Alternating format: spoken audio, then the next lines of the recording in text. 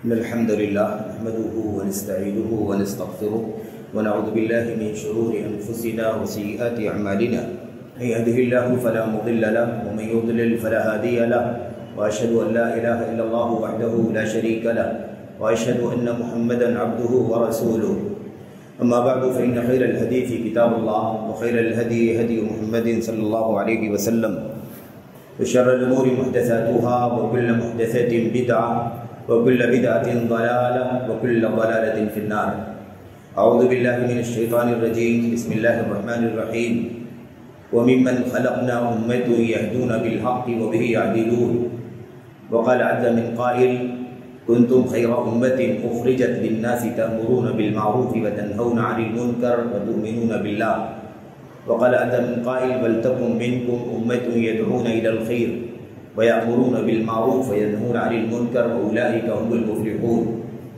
وقال النبي صلى الله عليه وسلم لا تزال طائفة من أمتي ظاهرين على الحق لا يضرهم من خذلهم ولا من خالفهم وفي رواية ولا من ناظاهم حتى يأتي أمر الله وهم ظاهرون. رواه البخاری. برادران اسلام، دینی و دلی بھائیوں، نوجوان دوستوں، احباب اور بزرگوں، قابل احترام ماں و بہنوں، عزیز بچے، اللہ تبارک و تعالیٰ نے ہمیں اپنے آخری نبی محمد رسول اللہ صلی اللہ علیہ وسلم کے ذریعے سے جو دین دے کر کے بھیجا ہے، وہ دین اللہ تبارک و تعالیٰ کا اصولوں کا دین ہے، ضابطے کا دین ہے، مقصد پر پوری طور پر مشتمل ایک بہت ہی زیادہ جامع دین ہے، آخری ہے، ابدی ہے، سرمدی ہے، اور اس دین کو قیامت کی آخری صبح تک قائم رکھنے کے لیے اللہ تبارک و تعالیٰ نے امت کے نبی محمد رسول اللہ صلی اللہ علیہ وسلم کی وفات کے بعد، آپ کے رفیق اعلیٰ سے جا ملنے کے بعد یہ نظام بنایا ہے کہ اس مشن کو آگے بڑھانے والے اس امت کے آپ کے سچے متبعین اور سچے پیروکار ہوں گے.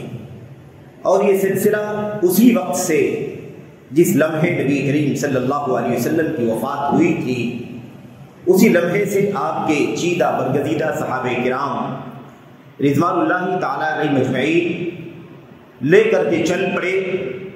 جو مشن نبی کریم صلی اللہ علیہ وسلم کا رہا 23 سالہ دور نبوت میں، اسے پوری امانت کے ساتھ، دیانت کے ساتھ، پوری سچائی کے ساتھ، تب و دو کے ساتھ، مقصدیت کے ساتھ لے کر کے چلتے رہے، یہاں تک کہ حضرات صحابہ کرام کا دور، مسعود دور، بابرکت دور ختم ہوا.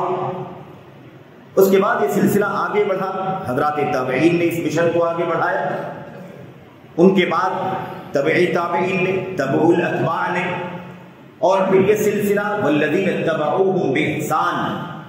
قرآن کریم کی آیت کریمہ کے مطابق کہ جن لوگوں نے اچھائی کے ساتھ، اخلاص کے ساتھ، اتباع سنت کے ساتھ پیروی کی ہے انصار و مہاجرین کی، وہ لوگ اس سلسلے سے آگے جڑتے گئے اور اسی نہج پر، اسی راستے پر اللہ کی تبارک و تعالیٰ کے مخالص بندے، اللہ کی نبی صلی اللہ علیہ وسلم کی سنتوں کو اکٹھا کرنے والے، امت کے سچے علماء، سنت کے علماء، حدیث کے علماء، محدثین کرام نے اس مشن کو آگے بڑھایا اور سچائی قائم رہے، اللہ تبارک و تعالیٰ کی توحید میں سچائی قائم رہے، محمد رسول اللہ صلی اللہ علیہ وسلم کی سنت میں کسی بھی طرح سے کوئی خارجی چیز اس میں در نہ آنے پائے.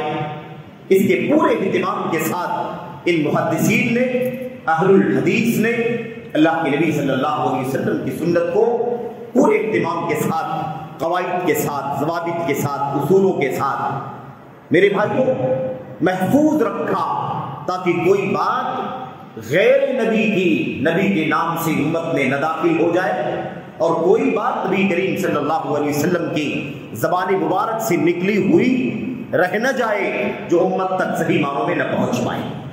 یہ مشن آگے بڑھتا گیا، یہاں تک پہنچا آج تک، اور انشاءاللہ تبارک و تعالیٰ قیامت کی صبح تک یہ سلسلہ چلتا رہے گا. کوئی بھی ایک لمحہ امت میں ایسا باقی نہیں بچے گا جس میں یہ مشن کسی نہ کسی طرح سے چلتا رہے. ہمیشہ چلتا رہے گا، کبھی بھی یہ مشن بند نہیں ہو سکتا ہے. اللہ کے نبی محمد رسول اللہ صلی اللہ علیہ وسلم نے اس سلسلے میں ہمیں پیشین گوئی سنا دی. ہمیں آپ صلی اللہ علیہ وسلم نے بشارت دے دی، اور بشارت کے ساتھ ساتھ ذمہ داری بھی ہمیں سمجھا دی کہ تمہاری ذمہ داری کیا ہے. میرے بھائیوں، قرآن کریم کی آیتیں جب ہم پڑھتے ہیں تو ہمارے سامنے ایک بات ہمیشہ آتی ہے. آج دنیا کے اندر اور خصوصیت کے ساتھ وطن عزیز ہندوستان کے اندر، ملک عزیز ہندوستان کے اندر بہت ساری جماعتیں اللہ تبارک و تعالیٰ کے دین کی دعوت کے نام پر، اللہ تبارک و تعالیٰ کے نبی صلی اللہ علیہ وسلم کی سنت کی نشر و اشاعت کے نام پر موجود ہیں، اور جن کی عمریں کم بیش، کسی کی 100 سال، کسی کو اس سے زیادہ، کسی کو اس سے کم، کسی کی اور زیادہ، کسی کی اور زیادہ کم، مختلف انداز سے مختلف عمروں کے ساتھ وطن عزیز کی جماعتیں بھی، اور صحیح معنوں میں جماعتیں نہیں بلکہ فرقے بھی، اسلام کی دعوت، قرآن کریم کی دعوت، سنت کی دعوت، دین کی دعوت کے نام پر میرے بھائیوں موجود ہیں. ہم جب منہج کتاب و سنت پڑھتے ہیں، اللہ کی کلام کی آیات کا مطالعہ کرتے ہیں، اور خصوصیت کے ساتھ وہ آیتیں جو خصوصیت کے ساتھ دعوت کی ترغیب دیتی ہیں، دعوت پر امت کو ابھارتی ہیں، امر بالمعروف کا حکم دینے کے لیے کہتی ہیں، بھلائی سے کا حکم دینے، منکر سے روکنے کے لیے تلقین کرتی ہیں، اور امت کو کامیابی کی ضمانت دیتی ہیں، دعوت کا حکم دیا جاتا ہے، اور ایک دوسرے کو خیر کی وصیت کرنے کا حکم دیا جاتا ہے، ایک دوسرے کے ساتھ خیرخواہی کرنے کا حکم دیا جاتا ہے. ان ساری آیتوں کا جب ہم مطالعہ کرتے ہیں تو ایک بات ہمارے سامنے آ جاتی ہے کہ انبیاء علیہ السلام کو جو دعوت کا مشن سمجھایا ہے اللہ تبارک و تعالیٰ نے، اور آخری نبی محمد رسول اللہ صلی اللہ علیہ وسلم کو جو دعوت کا طریقہ اللہ تبارک و تعالیٰ نے دیا ہے حکم دے کر کے، ادعو الی سبیل ربک بالحکمۃ والموعظۃ الحسنہ وجادلہم باللتی ہی احسن، حکم دے کر کے اللہ تبارک و تعالیٰ نے ایسی امت کو جو دعوت کا کام کرنے کے لیے ذمہ داری جو دی دعوت کی، اس سلسلے میں جو آیتیں ہیں ان کا مطالعہ کرتے ہیں تو ایک بات ہماری سمجھ میں آتی ہے کہ انبیاء علیہ السلام کا سلسلہ اور محمد رسول اللہ صلی اللہ علیہ وسلم تک پہنچ کر کے پھر آپ کے بعد اس امت کی جو ذمہ داری قرآن کریم میں بتلائی گئی ہے، ان تمام چیزوں میں ایک چیز مشترک ہے کہ یہ دعوت اللہ تبارک و تعالیٰ کی توحید کی طرف سب سے پہلے ہونی چاہیے. دین کی دعوت کہا جاتا ہے، دین کے اندر ایمان سے، عقائد سے، عبادات سے، اخلاق سے، معاملات سے، کردار سے، سیاست سے، رہن سہن سے، حلال و حرام سے، شادی بیاہ، نکاح، طلاق، کاروبار، لین دین، تمام چیزیں اس کے اندر شامل ہیں جس کو ہم دین کہتے ہیں. لیکن دین میں سب سے پہلے جو چیز آتی ہے وہ اللہ تبارک و تعالیٰ کی توحید ہے. اللہ تبارک و تعالیٰ کی توحید ہے میرے بھائی. وَمَا أُمِرُوا إِلَّا لِيَعْبُدُوا اللَّهَ مُخْلِصِينَ لَهُ الدِّينَ حُنَفَاءَ وَيُقِيمُوا الصَّلَاةَ وَيُؤْتُوا الزَّكَاةَ وَذَلِكَ دِينُ الْقَيِّمَةِ. اللہ تبارک و تعالیٰ فرماتا ہے اسی بات کا حکم دیا گیا ہے اسی بات کا حکم دیا گیا ہے امت کے لوگوں کو، اس بات کا حکم دیا گیا کہ صرف اور صرف اللہ تبارک و تعالیٰ کی عبادت کریں، اللہ تبارک و تعالیٰ کے ساتھ کسی کو شریک نہ کریں، عبادت خالص ہونی چاہیے، بندگی خالص ہونا چاہیے، رکوع، سجدہ، قیام، قومہ، تمام کی تمام عبادتیں خالص اللہ تبارک و تعالیٰ کے لیے ہونی چاہیے. کوئی بھی عمل اللہ تبارک و تعالیٰ کی رضا کے لیے اگر ہو تو اللہ کی رضا کے لیے ہونا چاہیے. وَمَا أُمِرُوا إِلَّا لِيَعْبُدُوا اللَّهَ مُخْلِصِينَ لَهُ الدِّينَ حُنَفَاءَ. کوئی بھی رجحان، کوئی بھی میدان کسی بھی دائیں بائیں کی طرف نہیں ہونا چاہیے، سب سے کنارہ کشی اختیار کر کے ایک اللہ تبارک و تعالیٰ کی طرف تمہیں مائل ہونا چاہیے. اسی بات کا حکم دیا گیا ہے. اور پھر اس کے بعد وَيُقِيمُوا الصَّلَاةَ، نماز قائم کریں، وَيُؤْتُوا الزَّكَاةَ، زکات دیں، وَذَلِكَ دِينُ الْقَيِّمَةِ. یہ اللہ تبارک و تعالیٰ کا وہ ٹھوس دین ہے جو اللہ تبارک و تعالیٰ دنیا میں عام کرنا چاہتا ہے. یہ چیز مشترک ہے. اٹھا کر کے دیکھو حضرت آدم علیہ السلام سے لے کر کے حضرت نوح تک تو کوئی اختلاف نہیں رہا، ایک اللہ کی عبادت کے سوا کوئی دوسرا کام نہیں کیا گیا، کسی کے سامنے سر نہیں جھکا، کسی کے سامنے رکوع نہیں کیا گیا، کسی کے سامنے ہاتھ نہیں اٹھایا گیا، کسی کے سامنے سجدہ نہیں کیا گیا. کوئی بھی کام اللہ تبارک و تعالیٰ کی عبادت کے سوا، اللہ تبارک و تعالیٰ کی عبادت کا اللہ کے سوا کسی اور کے لیے نہیں کیا گیا. لیکن نوح علیہ السلام کے بعد سے جس دور میں یہ فتنہ شروع ہوا شرک کا، بدعقیدگی کا، وہیں سے آپ دیکھیں اللہ تبارک و تعالیٰ نے نوح علیہ السلام کو، ہود علیہ السلام کو، حضرت صالح علیہ السلام کو، حضرت شعیب علیہ السلام کو، حضرت موسیٰ و عیسیٰ کو، حضرت ابراہیم خلیل اللہ علیہ السلام کو، اور اللہ کے نبی حضرت خلیل علیہ السلام کے اولاد میں، آپ کی نسل میں جو ابو الانبیاء کہلاتے ہیں میرے بھائیوں، آپ کی نسل میں حضرت اسحاق کو دیکھ لو، حضرت اسماعیل کو دیکھ لو، حضرت یعقوب کے دیکھ لو، حضرت یعقوب کی نسل جو نیچے ہے حضرت یوسف علیہ السلام کو دیکھ لو. الغرض انبیاء علیہ السلام کی سیرت کا مطالعہ کر کے دیکھو، قرآن کریم کی آیات میں آپ کو ایک ایک نبی کے لیے الگ الگ یہ آیتیں ملیں گی. یا قوم اعبدوا اللہ ما لکم من الہ غیرہ، اے میری قوم کے لوگوں اللہ کی عبادت کرو، اس کے ساتھ کسی کو شریک نہ ٹھہراؤ، تمہارے لیے اللہ کے سوا کوئی سچا عبادت کے قابل نہیں. سب کے سب لوگوں نے اسی بات کی دعوت دی ہے. یا قوم اعبدوا اللہ ما لکم من الہ غیرہ، یا قوم اعبدوا اللہ ما لکم من الہ غیرہ، یہی سب کی دعوت اور یہی سلسلہ چلتا رہا. آخری نبی محمد رسول اللہ صلی اللہ علیہ وسلم کو بھی اسی بات کا حکم دیا گیا. آپ بھی لوگوں کو بلائیے، لوگوں کو بلائیے، یہ پیغام پہنچا دیجئے کہ دنیا، زمین، آسمان، کائنات سب کچھ اللہ تبارک و تعالیٰ نے اسی لیے پیدا فرمائی ہے تاکہ دھرتی پر اللہ کی عبادت ہو، آسمان پر اللہ کے سوا کسی کے سامنے سر نہ جھکے، کسی کے سامنے ہاتھ نہ اٹھے. یہی مشن چلتا رہا، یہی مشن چلتا رہا. اللہ کے نبی محمد رسول اللہ صلی اللہ علیہ وسلم کی امت کے وہ لوگ جو صحابہ کرام کہلاتے ہیں، تابعین تک، سب کا یہی مشن رہا. آج جو جماعتیں امت کے اندر میرے بھائیوں دعوت کا نام لے کر کے مختلف کام کر رہی ہیں، یہ دعوت کا کام تو کرتی ہے، دین کے نام پر تو دعوت کا کام تو کرتی ہے، دین کی دعوت تو دیتی ہے، لیکن ایک افسوسناک بات ہے جسے ہمیں اور آپ کو غور کرنے کی ضرورت ہے. وہ یہ ہے میرے بھائیوں کہ ان تمام جماعتوں میں، تمام فرقوں میں ایک چیز مشترک ہے. وہ چیز مشترک یہ ہے کہ ان کے ہاں دین کی دعوت ضرور ہے، لیکن اللہ تبارک و تعالیٰ کی سچی توحید کی دعوت نہیں ہے، خالص توحید کی دعوت نہیں ہے.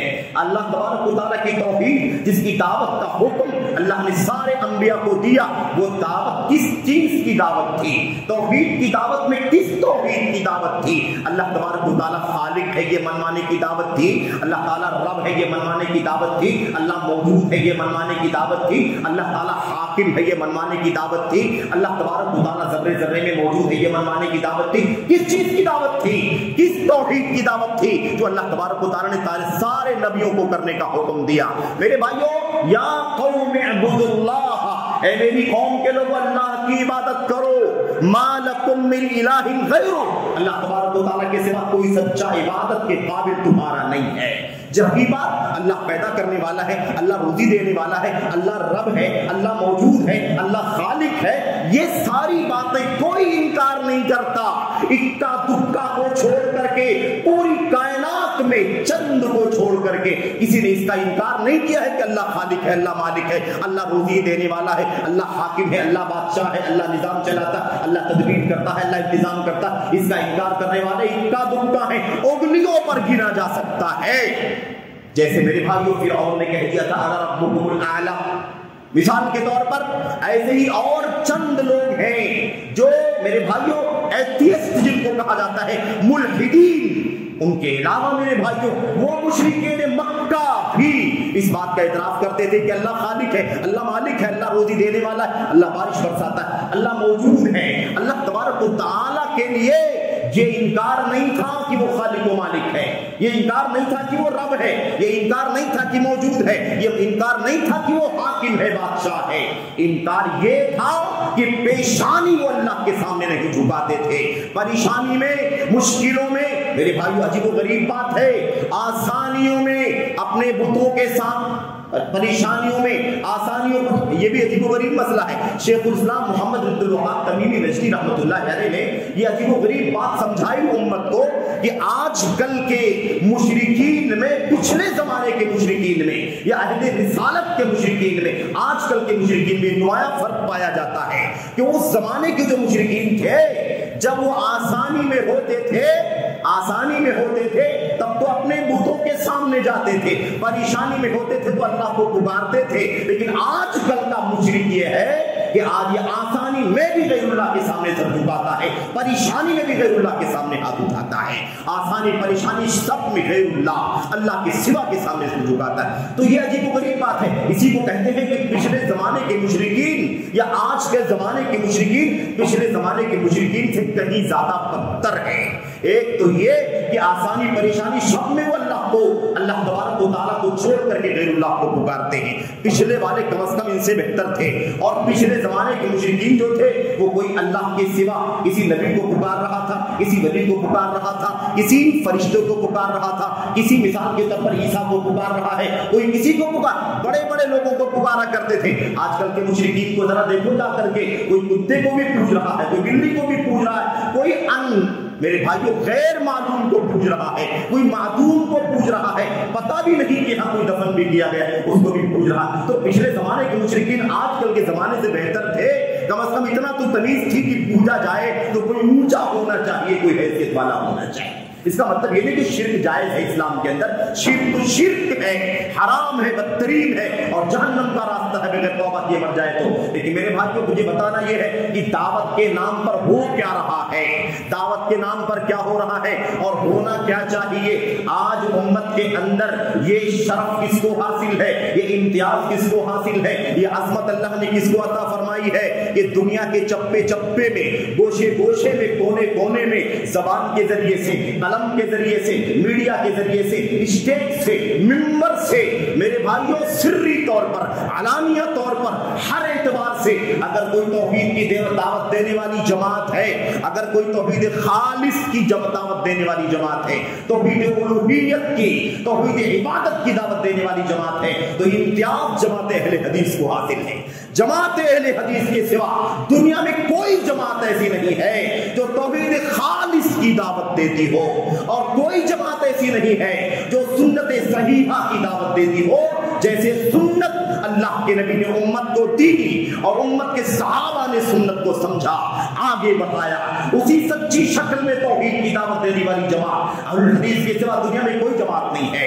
اسی طرح سنت کی سچی دعوت دینے والی جماعت، میرے بھائیوں جماعت اہل حدیث کے سوا دنیا میں کوئی جماعت نہیں ہے۔ اگر اعتراض لگتا ہو، اگر یقین نہ آتا ہو، شک شبہ لگتا ہو، تو ذرا جائزہ لے کر کے دیکھ لو، کتابیں اٹھا کر کے دیکھو، تقریریں اٹھا کر کے دیکھو، خطبے اٹھا کر کے دیکھو، ممبر کے اسٹیج کے بیانات اٹھا کر کے دیکھو، لٹریچر اٹھا کر کے دیکھو، میڈیا اٹھا کر کے دیکھو، ویب سائٹیں چھان کر کے دیکھو، علماء کو دیکھو، داعیوں کو دیکھو، اور ان دنیا کے اندر جو موجود فرقے ہیں، جو جماعتیں ہیں، ان کے سربراہوں کے مشن کو اٹھا کر کے دیکھو، ان کے شاگردوں کو دیکھو، ان کی تفسیروں کو دیکھو، ان کو کتابوں کو دیکھو، جا کر کے دیکھو، آپ کو اندازہ ہو جائے گا کہ کیا ان جماعتوں فرقوں کے یہاں واقعی توحید خالص کی دعوت ہے۔ آپ کو سچی توحید کی دعوت نہیں ملے گی۔ میرے بھائیوں میں اگر تجزیہ کروں تو شاید بات لمبی ہو جائے گی، لیکن میں آپ کے سامنے اشارہ ہی کرنا چاہتا ہوں، اور یہ جان لیں کہ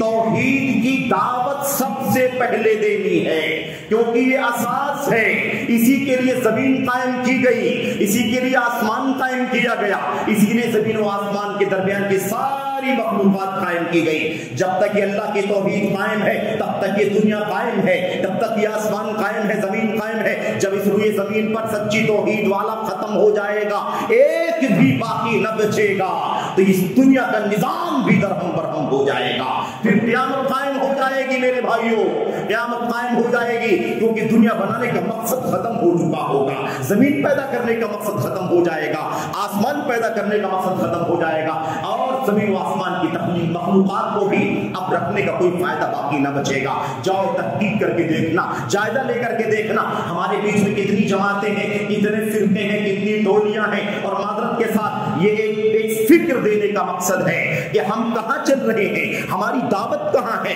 ہماری انرجی کہاں جا رہی ہے، ہم کہاں دعوت دے رہے ہیں، کس بات کی دعوت دے رہے ہیں، ہمارے بیچ میں کتنے فرقے ہیں، کتنے فرقے ہیں، کتنی ٹولیاں ہیں۔ اور ایک بات اور جان لیں، ہم نے آپ کے سامنے اللہ کے نبی کو حدیث بھی آیت کریمہ بھی پڑھی ہے۔ اللہ تبارک و تعالیٰ فرماتا ہے وَمِمَّنْ خَلَقْنَا أُمَّةٌ يَهْدُونَ بِالْحَقِّ وَبِهِ يَعْدِلُونَ۔ اللہ فرماتا ہے ہم نے اپنی مخلوق میں ایک جماعت ایسی بھی بنائی ہے، ہم نے جن کو پیدا کیا ہے اپنی مخلوق میں ایک امت یعنی ایک جماعت ایسی بنائی ہے یہدون بالحق وبہ یعدلون، وہ جماعت اس جماعت کے لوگ، اس طبقے کے لوگ، اس طائفے کے لوگ یہدون بالحق، حق کی ہدایت دیتے ہیں، حق کی رہنمائی کرتے ہیں، حق کا راستہ دکھاتے ہیں، حق سیکھتے ہیں، حق کا علم حاصل کرتے ہیں، حق کے مطابق عمل کرتے ہیں، حق کو دونوں لوگوں کے سامنے عام کرتے ہیں، حق کی راہ میں آنے والی تکلیفوں پر صبر کرتے ہیں، اللہ تبارک و تعالیٰ سے اس کا صلہ مانگتے ہیں،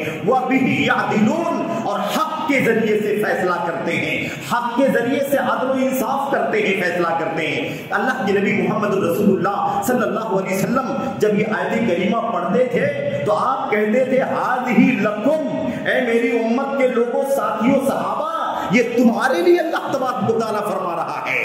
ایک جماعت ایسی ہوگی، اس امت میں ایک جماعت ایسی ہوگی جو حق کے ذریعے سے رہنمائی کرے گی، حق کے ذریعے سے فیصلہ کرے گی، اور اللہ کے نبی نے آگے پھر بیان فرمایا کہ یہ جماعت ہمیشہ قائم رہے گی۔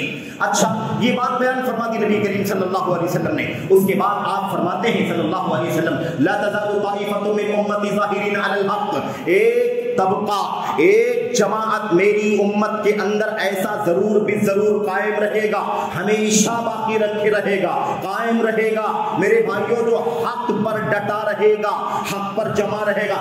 حق کیا ہے؟ جو میں بنا لوں وہ حق نہیں ہے، جو آپ طے کر لیں وہ حق نہیں ہے، جو فلاں اعلیٰ طے کر لے وہ حق نہیں ہے، جو فلاں نے بنا رکھا ہے وہ حق نہیں ہے۔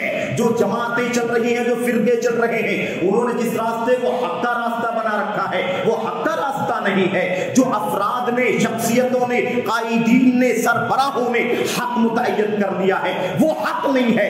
حق وہ ہے جس کی شہادت اللہ کی کتاب دے، حق وہ ہے جس کی شہادت محمد رسول اللہ صلی اللہ علیہ وسلم دے میرے بھائیوں، اور حق وہ ہے جو امت کے صحابہ نے اللہ کے نبی سے لیا، قرآن کی شکل میں، سنت کی شکل میں، اور اسے پھر اپنی بات کے لوگوں تک پوری دیانتداری کے ساتھ پہنچایا۔ تو حق وہ ہے، اللہ تبارک و تعالیٰ فرماتا ہے لہو دعوت الحق، لہو دعوت الحق، اللہ تبارک و تعالیٰ کے لیے حق کی دعوت ہے۔ اللہ کے نبی جب یہ آیت کریمہ پڑھتے تو کہتے لا الہ الا اللہ، یہ دعوت ہے اللہ تبارک و تعالیٰ کی، یہ دعوت دینا ہے الا من شہد بالحق وهم یعلمون، جو حق کی گواہی دے اور حق کا علم رکھے تو حق کے بارے میں بار بار اللہ تبارک و تعالیٰ فرماتا ہے۔ میرے بھائیوں، اللہ فرماتا ہے فماذا بعد الحق الا الضلال، حق کے بعد پھر گمراہی کے سوا کچھ باقی نہیں بچتا ہے۔ تو حق وہ ہے جو اللہ کی کتاب میں اتر گیا، حق وہ ہے جو نبی کی سنت میں آ گیا، حق وہ ہے جس کو اللہ کے نبی کے صحابہ نے آگے پوری امانت داری کے ساتھ منتقل کر دیا، اور اس پر جو چلے گا وہ حق پر ہوگا، اس کی جو دعوت دے گا وہی حق کی دعوت دینے والا ہوگا، اسی پر جو چل کر کے مصیبتوں کو، پریشانیوں کو، تکلیفوں کو جھیلے گا وہ حق کی راہ میں تکلیفیں اٹھانے والا مانا جائے گا۔ ہمارے پیمانے، آپ کے پیمانے، زید عمر بکر کے پیمانے، اس کا کوئی اعتبار نہیں اللہ تبارک و تعالیٰ کے دین میں۔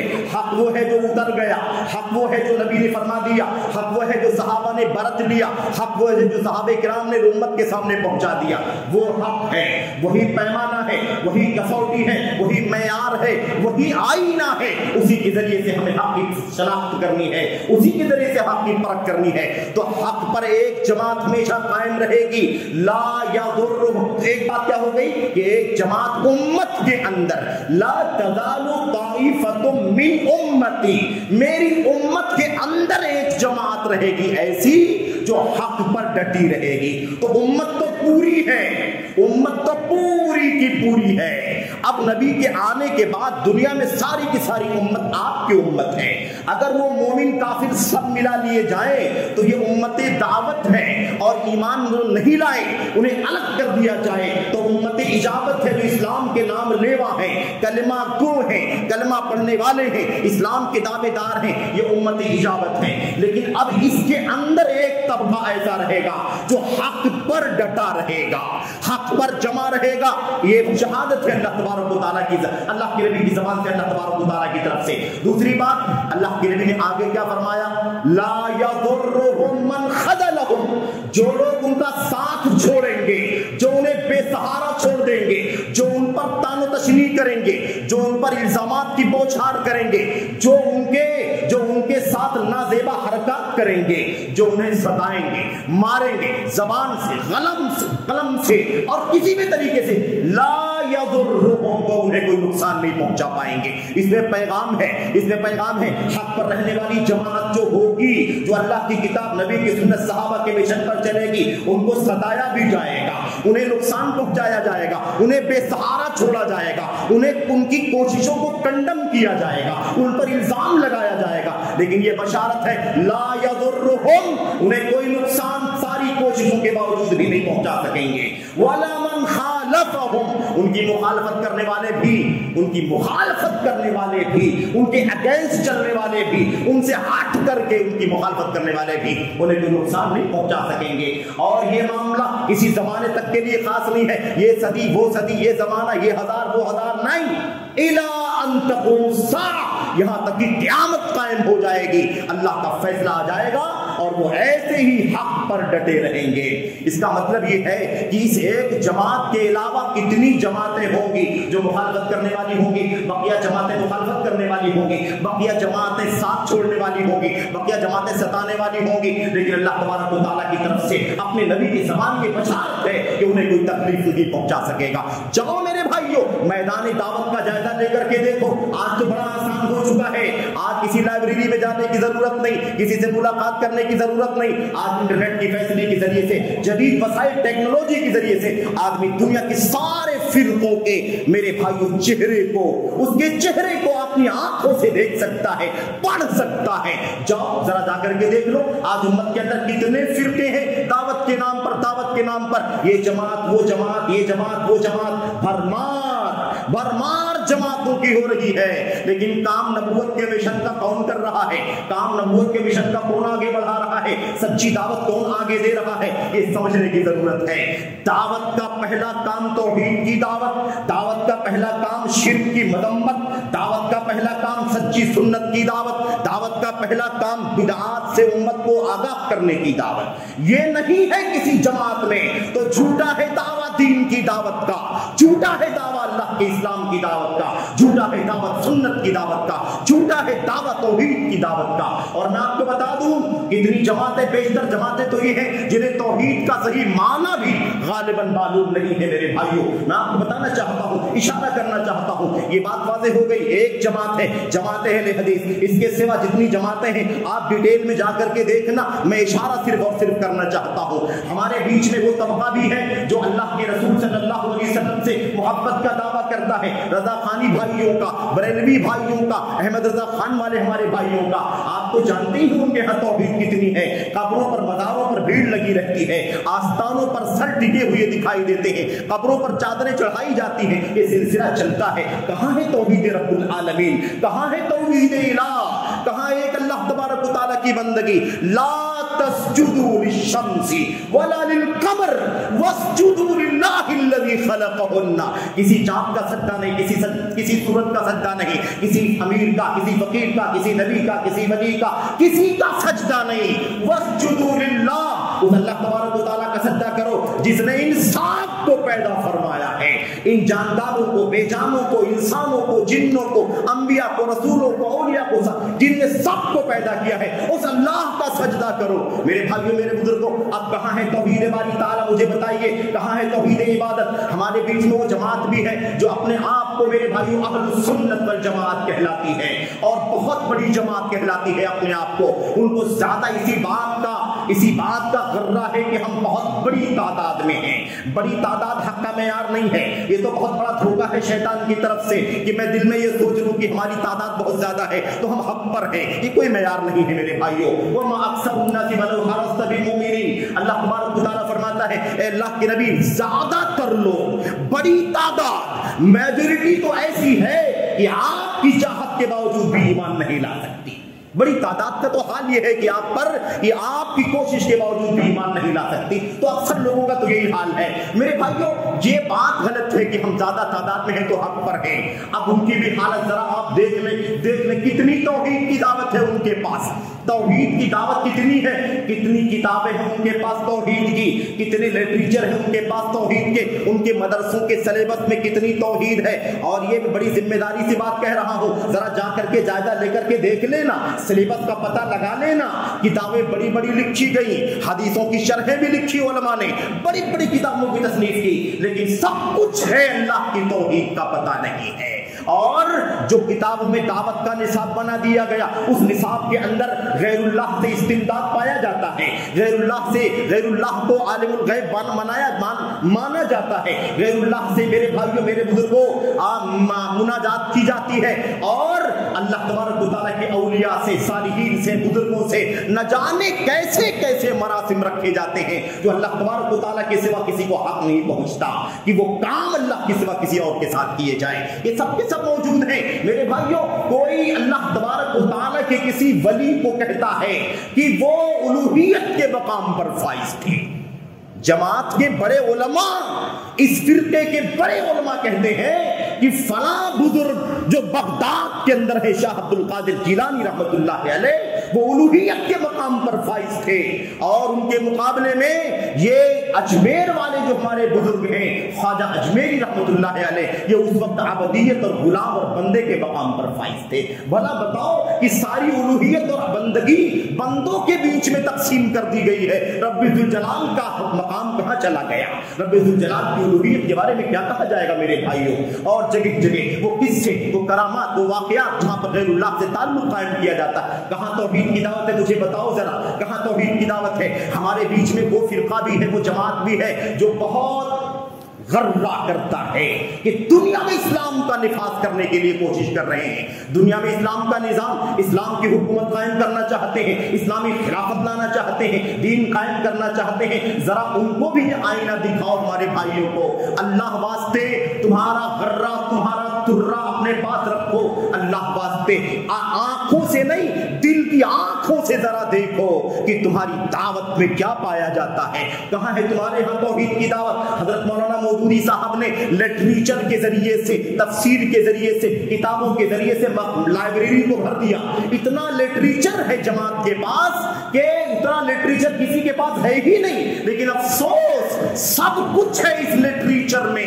اگر نہیں ہے تو اللہ کی توحید نہیں ہے، اگر نہیں ہے تو اللہ تبارک و تعالیٰ کی توحید الہ کا کوئی عطا پتہ نہیں ہے. اور توحید کا تو وہ جنازہ نکالا حضرت نے کہ الامام الحفیظ، قرآن کریم کی تفسیر کر ڈالی. اٹھا کر کے دیکھو تو حیران ہو جاؤ گے. اللہ کی صفات کا انکار، اللہ تبارک و تعالیٰ کی عظمتوں کا انکار، انبیاء کے معجزات کا انکار. حضرت موسیٰ علیہ السلام کے تو تقریباً معجزات وغیرہ. میرے بھائیوں یہ سب عقل پرستی کے ذریعے سے حضرت نے کر ڈالا.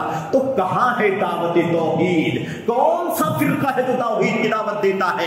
اور اس کے علاوہ ساتھ ساتھ یہ بھی افسوسناک بات ہے کہ یہ بھائی ہمارے یہاں تک کہتے ہیں کہ دنیا میں کوئی مسلمان بھی نہیں ہے، کوئی اسلامی نظام بھی نہیں ہے، کوئی اللہ تعالیٰ کے دین پر چلتا بھی نہیں ہے. اسلام سے باہر نکالنے کے لیے بھی ہمیشہ تیار رہتے ہیں، اور بغاوت کرنے کے لیے نوجوانوں کو ابھارنا بڑا کام بن چکا ہے. اور سب سے بڑا مشن تو یہ ہے کہ سعودی حکومت کے خلاف بات کی جائے. اس کی ایک بھی خوبی کو ان کی نگاہیں نہیں قبول کرتی ہیں. ایک بھی خوبی. دنیا میں واحد ایک ملک ہے جو سچی توحید کا علم بردار ہے، جو سچی توحید، سچی سنت کا علم بردار ہے. کیا دشمنی ہے؟ اس نے کیا کھایا ہے میرے بھائیوں؟ وہ غلطیاں کرتا ہے، ملک میں گناہ کے کام ہوتے ہیں، صغیرہ گناہ کبیرہ گناہ ہوتے ہیں. میرے بھائیوں میرے بزرگوں، کون سا معاشرہ ہے جہاں پر گناہ کا کام نہ ہوتا ہو؟ کون سا سماج ہے جہاں پر گناہ کا کام نہ ہوتا ہو؟ یہ نہیں دیکھا جاتا. انسانی بستی ہے تو گناہ کے کام انسان تو کر سکتے ہیں، لیکن مشن کیا ہے؟ مشن کیا ہے؟ آئین کیا ہے؟ کانسٹیٹیوشن کیا ہے؟ سسٹم کیا ہے ملک کا؟ دعوت کا مشن کیا ہے؟ اللہ کی کتاب دائیں ہاتھ میں، صحیح بخاری بائیں ہاتھ میں، اور امت کے سلف صحابہ کرام کا طریقہ، یہ ہمارا طریقہ ہے، یہ اعلان امت کا میرے بھائیوں ملک کا حاکم اقوام متحدہ میں کھڑے ہو کر کے کرتا ہے، ساری دنیا کے حکمران جمع ہیں، بھلا بتاؤ کہ اپنے اپنے ملکوں کے قانون کیا ہے، اپنے اپنے ملکوں کے دستہ، اپنے اپنے ملکوں کے نظام بتاؤ، آئین کیا ہے۔ شاہ عبدالعزیز رحمۃ اللہ علیہ نے عبد الرحمان شاہ عبدالعزیز بن عبد الرحمان آل فیصل جو ان بادشاہوں کے باپ گزرے ہیں، مؤسس ملک حکومت سعودی عرب کے، انہوں نے دائیں ہاتھ میں قرآن اٹھایا، بائیں ہاتھ میں صحیح بخاری، اور کہا یہ دونوں کتابیں ہمارے ملک کا آئین ہیں، اس کو ہم فالو کرتے ہیں اور سمجھتے ہیں اللہ کے نبی کے صحابہ نے جیسے سمجھا، تابعین نے جیسے برتا ویسے۔ میرے بھائیوں اس کو اتنا زیادہ اس کی کوئی خوبی برداشت نہیں کرتا، یہ ان کا دھرم بن چکا، عقیدہ بن چکا۔ افسوس سا کہنا پڑتا ہے، انصاف کی نگاہوں سے دیکھو میرے بھائیوں، پیمانہ ہے توحید کی دعوت، پیمانہ ہے سنت کی دعوت، اور پھر ہمارے وہ بھائی بھی ہیں جو اخوانیت، قطبیت، میرے بھائیوں جن کا مشن بنا ہوا ہے، ان کے یہاں تو صرف اور صرف کیا ہے معلوم آپ کو، صرف اور صرف یہ ہے، یہ حکم لگاؤ کہ سارا معاشرہ جاہلی معاشرہ ہے، کوئی مسلمان نہیں ہے، کسی کا اسلام درست نہیں ہے، یہ مسجدیں مت دیکھو، مسجدوں کے میناروں سے لا الہ الا اللہ کی آواز آتی ہے، اشہد ان لا الہ الا اللہ کی آواز آتی ہے، اللہ اکبر کی کلمات بلند کیے جاتے ہیں، اسے دھوکہ نہ کھاؤ۔ کہتے ہیں یہ حسن بننا جو میرے بھائیوں حسن بننا جو اخوان المسلمین کے جو فاؤنڈر ہیں، ایسے ہی قطب سید قطب جو میرے بھائیوں قطبیت کے فاؤنڈر ہیں، یہ کہتے ہیں کہ یہ پورا معاشرہ جاہلی معاشرہ ہے، اس وقت انسانیت کو نئے سرے سے اسلام کی دعوت دینا ہے۔ استغفر اللہ، سارا زمانہ کافر ہے، یہ تکفیر کا۔ مجھے بتاؤ کہ ان جماعتوں کے یہاں سب ہے، ان فرقوں کے یہاں سب ہے، کیا کسی کے یہاں سچی توحید کی دعوت بھی ہے؟ کیا کسی کے یہاں سچی توحید کی دعوت بھی ہے؟ یہ پیمانہ اللہ کی کتاب کا ہے، پیمانہ نبی کی سنت کا ہے، اور یہی وہ مشن ہے جو پوری دنیا کے اندر یہ جماعت اہل حدیث لے کر کے چل رہی ہے۔ اللہ کا کرم ہے، اللہ کا حکم، اللہ تبارک و تعالیٰ کا شکر ہے، اس کا احسان ہے کہ اللہ نے ہمیں اور آپ کو اہل حدیثیت پر چلنے کی توفیق عطا فرمائی ہے۔ اسی لیے اس حدیث کی تشریح میں میرے بھائیوں امام بخاری کہتے ہیں یہ جو اللہ کے نبی نے فرمایا کہ ایک جماعت ہمیشہ حق پر قائم رہے گی، یہ علماء سنت کی جماعت ہے، جو سنت کی توحید کے علماء ہیں وہ جماعت ہے۔ دوسرے علماء کہتے ہیں، حضرت امام بخاری کے استاد میرے بھائیوں کہتے ہیں، علی بن مدینی فرماتے ہیں، کہتے ہیں اس سے مراد محدثین ہیں، علماء حدیث ہیں، اگر یہ لوگ نہیں ہیں تو مجھے نہیں معلوم کہ پھر کون لوگ ہیں جو ہمیشہ حق پر قائم رہیں گے۔ تو اللہ تبارک و تعالیٰ کا فضل ہے، اس کا کرم ہے کہ یہ توحید کی دعوت دینے والے، یہ سچی سنت کی دعوت دینے والے، روئے زمین پر اگر سچی صحیح معنوں میں اگر کوئی دعوت دینے والی جماعت ہے تو جماعت اہل حدیث ہے۔ اور ہمیں بار بار آپ سے کہنا چاہتا ہوں، اگر یقین نہ ہو تو جاؤ ان جماعتوں کے نظام کو کھول کر کے دیکھو، ان کے سلیبس کو دیکھو، ان کے لٹریچر کو دیکھو، ان کے تقریروں کو، تحریروں کو، میڈیا کو، سب کو چھان کر کے دیکھو، آپ کو سب ملے گا، لیکن اللہ تبارک و تعالیٰ کی سچی توحید کی دعوت نہیں ملے گی۔ جب بھی ہمارا طریقہ، نبی کا طریقہ، سنت کا، صحابہ کا طریقہ کیا تھا؟ اللہ کے نبی صلی اللہ علیہ وسلم نے معاذ بن جبل کو، ابو موسیٰ اشعری کو بھیجا یمن، تو آپ نے کیا فرمایا؟ جا رہے ہو یمن دعوت دینے کے لیے، داعی بن کر کے جا رہے ہو، جاؤ، فَلْيَكُنْ أَوَّلَ مَا تَدْعُوهُمْ إِلَيْهِ شَهَادَةُ أَن لَا إِلَهَ إِلَّا اللَّهُ۔ تم جا رہے ہو، پہلے نماز کی طرف نہیں بلانا، روزے کی دعوت نہیں دینا، حج و زکات کا کوئی حکم نہیں دینا، جھوٹ نہ بولو، سچ بولو، یہ کرو وہ کرو، کوئی بات نہیں کرنا ہے۔ سات سے پہلے تمہاری دعوت کی شروعات کہاں سے ہونی چاہیے؟ اللہ کی اس بات کی گواہی دو کہ اللہ کے سوا کوئی سچا عبادت کے قابل نہیں ہے، اور محمد صلی اللہ علیہ وسلم اللہ کے سچے رسول ہیں۔ میرے بھائی یہ دعوت کا مشن ہونا چاہیے، یہی پیمانہ ہے، ٹٹول کر کے دیکھو۔ اور یہی بات ہے ابن تیمیہ رحمۃ اللہ علیہ نے کہا تھا، اگر توحید کی سچائی کے ساتھ، توحید عبادت کی موجود ہونے کے ساتھ اگر انسان دوسرے گناہ بھی کر رہا ہے تو یہ اس سے کہیں بہتر ہے کہ آدمی ساری نیکیاں کر رہا ہے، توحید کا کوئی عطا پتہ نہیں ہے۔ توحید کے بغیر ساری نیکیاں کسی کام کی نہیں ہے، اور توحید کے ہوتے ہوئے اگر گناہ بھی ہے تو اللہ کی ذات سے امید ہے کہ اس کی بخشش ہو جائے گی، اس کی مغفرت ہو جائے گی۔ یہ مشن اللہ تبارک و تعالیٰ نے عطا فرمایا، اس مشن پر واحد جماعت اہل حدیث ہے، اور یہ سعادت کا اعلان ہے، یہ شرف کا اعلان ہے، یہ بشارت کا اعلان ہے، اور اللہ سے دعا ہے کہ اللہ تبارک و تعالیٰ اس مشن پر اس امت کے اس طبقے کو قائم رہنے کی توفیق عطا فرمائے. اور ان ساری فرقوں کو جماعتوں کو اس اسٹیج سے ممبر سے یہ پیغام ہے کہ اللہ واسطے مخلص ہو جاؤ اپنے مشن میں, اپنی دعوت میں, اپنی نشر و اشاعت میں, اپنے کاموں میں. اللہ کے دین کی دعوت کی شروعات توحید سے ہوتی ہے. توحید اول ہے, توحید آخر ہے. ایک لمحے کے لیے بھی توحید سے ہم میرے بھائیو دوری اختیار نہیں کر سکتے. تو اللہ سے دعا ہے کہ اللہ تبارک و تعالی ہمیں اور آپ کو اس مشن پر چلنے کی توفیق عطا فرمائے. اور میں اپنے عوام کو, بھائیوں کو, جوانوں کو کہنا چاہتا ہوں کہ دھوکے میں نہ آؤ, کسی کی ظاہر پرستی نہ دیکھو, ایکٹیویٹیز نہ دیکھو. ایکٹیویٹیز دیکھنا ہے تو پہلے یہ دیکھو کہ اس کے توحید خالص کا کتنا علم ہے, کتنا عمل ہے, کتنی دعوت ہے, کتنی کتابیں ہیں, کتنا کام دعوت توحید کا ہوتا ہے. یہ بھی جاننے کی ضرورت ہے. صوفیہ حضرات ہیں, صوفیہ حضرات, ان کے یہاں تو توحید کا عجیب و غریب پیمانہ ہے. ان کا یہ عقیدہ ہے کہ دنیا میں اللہ کے سوا کوئی موجود نہیں ہے. انسان ہم سب جو موجود ہیں وہ بھی اللہ کا مظہر ہیں. یہ جانور, حیوانات, جمادات, نباتات, یہ سب کے سب اللہ کا مظہر ہیں. عجیب و غریب توحید ہے میرے بھائیوں. تو یہ تو سراسر شرک اور دنیا کا بدترین شرک ہے جو ان لوگوں کے یہاں موجود ہے.